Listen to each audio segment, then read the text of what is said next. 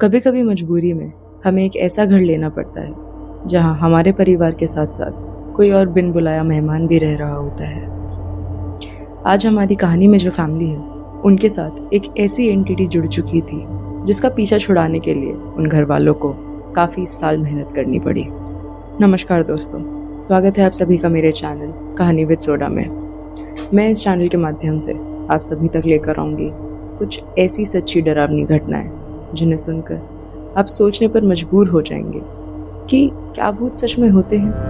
तो आइए शुरू करते हैं। आज की कहानी हमें हमारे सब्सक्राइबर ने भेजी है। उन्होंने मना किया है उनकी आइडेंटिटी डिस्क्लोज करने से, इसलिए हम उनका नाम जय मान लेते हैं। जब ये हादसा मेरे साथ हुआ तब मैं 8 साल का था।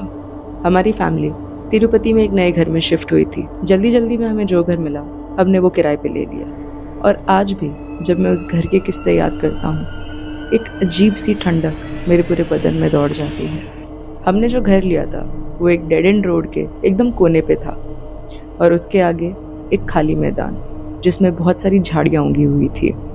उस मैदान को देख के ही लगता था कि उसकी कोई मेंटेनेंस नहीं करता, और हमारे घर से ही वो पूरा मैदान दिखाई देता था। और उस जगह की सबसे डरावनी बात, वहाँ पे एक बहुत साल पुराना कुआं था। मेरे पापा बहुत धार्मिक थे और रोज़ मंदिर जाया करते थे। उस दिन पास ही के मंदिर में एक सत्संग था। मेरे पैर में लगी हुई थी, इसलिए मैं जा नहीं पाया। मम्मी पापा ने पूछा भी था कि बेटा तुम ढंग से रह तो पाओगे। मैंने बोला हाँ कोई दिक्कत नहीं, आप चले जाओ, मैं आराम से रह लूँगा। शाम के करीब 6 बज रहे थे, और वो 2 घंटे मेरी ज़िंदगी के सबसे खौफनाक 2 घंटे होने वाले थे। मैं हॉल में सोफे पर लेटा लेटा टीवी देख रहा था, और हमारा जो टीवी था वो घर की उस दीवार से सट के लगा हुआ था जिसके पास ही में किचन था। किचन का कोई दरवाज़ा नहीं था, तो अगर आप सोफे पर बैठे हो तो आपको उस एरिया से पूरा किचन दिखता था। टीवी देखते देखते मेरी कब आँख लग गई मुझे पता नहीं चला, लेकिन फिर मेरी नींद टीवी की एकदम तेज़ आवाज़ से खुली। मैंने पहले सोचा कि शायद हो सकता है मैं टीवी बंद करना भूल गया होऊंगा। मैंने टीवी बंद किया और मैं सोफे पे वापस लेटा ही था कि मुझे मेरी नज़र के कोने से किचन में कुछ खड़ा दिखाई दिया। मैं ये सब प्रोसेस कर ही रहा था कि अचानक से मुझे किचन से एकदम तेज़ आवाज़ आई। मैंने किचन में जाकर देखा तो पानी गर्म करने वाला एक बड़ा बर्तन शेल्फ से नीचे ज़मीन पर गिरा हुआ था।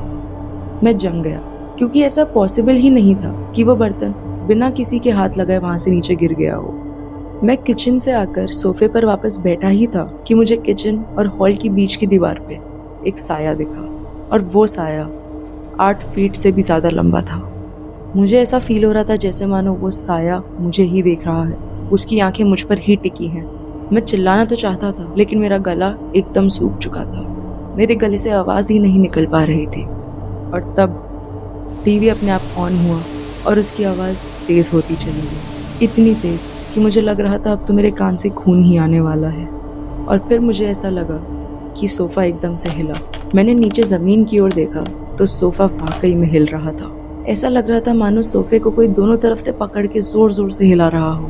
फिर जैसे तैसे मैंने हिम्मत करी और मैं सोफ़े से खड़ा होकर मेन डोर की तरफ भागा। कांपते हाथों से मैंने दरवाज़ा खोला और अपने पड़ोसी की घर की तरफ दौड़ पड़ा। मैंने उनका दरवाज़ा ज़ोर से खटखटाया, इसी उम्मीद में कि काश वो दरवाज़ा खोल दे। और उसके बाद जो कुछ भी हुआ मुझे कुछ नहीं याद, क्योंकि मैं कब उनकी दहलीज पर बेहोश हो गया मुझे पता ही नहीं चला। सुबह जब मेरी आँख खुली तो मैं अपने घर पर ही था। मैं उस पूरी घटना को एक बुरा सपना समझकर भूल गया। फिर जब कुछ सालों बाद ये बात वापस छिड़ी, तब मेरी माँ ने मुझे एक ऐसा सच बताया जो सुनने को मैं तैयार ही नहीं था। माँ ने बताया कि उस रात जब वो और पापा सत्संग से वापस घर आए थे तो उनको पूरा घर उथल पुथल मिला। पूरे किचन के बर्तन बिखरे हुए थे, सोफ़ा उल्टा पड़ा हुआ था, टीवी ऑन और एकदम हाई वॉल्यूम पे ऑन था। ऐसा लग रहा था मानो कोई चोर उचक के आके पूरा घर उल्टा पुल्टा करके गए हों। फिर माँ ने मुझे बताया कि उनको और पापा को भी ऐसी अजीब चीज़ें दिखाई देती थी। कभी कभी रात में अपने आप पानी का मोटर ऑन हो जाता, कभी अपने आप टीवी ऑन हो जाता, या कभी कमरों के बाहर से किसी के कदमों की आवाज़ें आती। जब आसपास पूछताछ करी गई तब हमें पता चला कि जो पास का कुआं था उसमें एक औरत ने कूद के अपनी जान दे दी थी। हमसे पहले जो भी लोग उस घर में आए थे सबकी एक ही शिकायत रहती थी कि उन्हें भी उस घर में अजीब चीज़ें महसूस होती हैं। आखिरकार वो घर हमने खाली कर ही दिया, लेकिन उस घर ने मुझे ये विश्वास दिला दिया कि भूत प्रेत सच में होते हैं। आज की दूसरी कहानी भी हमें जय ने ही सुनाई है और ये घटना उनके दोस्त के परिवार वालों के साथ घटी थी। ये कहानी जय के दोस्त को उनके पापा ने सुनाई थी। उनके पापा बताते हैं कि ये कहानी उनके साथ तब घटी थी जब वो बहुत छोटे थे। काफ़ी महीनों से उनके चाचा में एक पोजेशन आ रखा था। वो कभी हंसते, कभी एकदम से रोने लग जाते और कभी कभी एकदम से चीखने चिल्लाने लग जाते। काफ़ी महीनों तक यही चलता रहा और एक दिन हालात इतने बिगड़ गए कि वो अपने ही घर वालों पे हाथ उठाने लगे। फिर उस रात तुरंत ही उनके दोस्त के पापा, उनके दादा और उनकी दादी उन चाचा के घर पहुंचे क्योंकि उनका घर सबसे पास था। उनके पापा ने बताया कि जैसे ही हम घर पे पहुंचे उन्होंने देखा कि वहाँ एक तांत्रिक भी मौजूद था। वो तांत्रिक उनके चाचा को एक कमरे में लेकर गया और घर वालों से बोला, चाहे कुछ भी हो जाए सुबह तक ये दरवाज़ा मत खोलना। अंदर से अजीब अजीब आवाज़ें आ रही थी, कभी हंसने की, कभी रोने की, कभी चीखने चिल्लाने की। सुबह तक यही चलता रहा और सुबह जैसे ही तांत्रिक ने वो कमरा खोला, उसके हाथ में एक छोटा मटका था और वो मटका एक लाल कपड़े से ढका हुआ था। वो तांत्रिक ने उनके दादाजी को बोला कि जितना जल्दी हो सके ये मटका यमुना में फेंका और तांत्रिक ने बोला कि चाहे कुछ भी हो जाए ये मटका फेंकने के बाद पीछे मुड़ के मत देखना। दादाजी ने फटाफट एक ऑटो पकड़ा और यमुना पुल की ओर रवाना हो गए। ऑटो ड्राइवर ने जब उनके हाथ में वो मटका देखा, लाल कपड़े से ढका हुआ, उसके चेहरे का रंग उड़ गया। वो भी समझ चुका था कि यहाँ क्या हो रहा है। फिर जब ऑटो यमुना पुल के बीचों बीच पहुंचा, दादाजी ने उस ऑटो को रुकवाया और वो मटका पुल से नीचे फेंक दिया। और जैसे ही वो मटका नीचे गिरा, पानी की आवाज़ के साथ साथ एक औरत की आवाज़ आई, बचाओ बचाओ। दादाजी ने ऑटो वाले को बोला कि यहाँ से जल्दी ऑटो भगाओ और चाहे कुछ भी हो जाए तुम रेयर व्यू मिरर में भी पीछे मत देखना। वो ऑटो आगे बढ़ा तो रहे थे लेकिन वो जो आवाज़ थी एकदम क्लियर आ रही थी। वो आवाज़ और गहरी होती चली गई।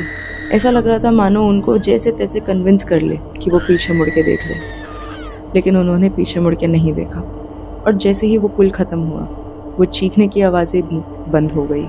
उस दिन के बाद से उनके चाचा जी का पोजेशन तो उतर गया था, लेकिन उनके पापा ने एक छोटी उम्र में ही कुछ ऐसा देख लिया था जो वो ज़िंदगी भर ना भूल पाए।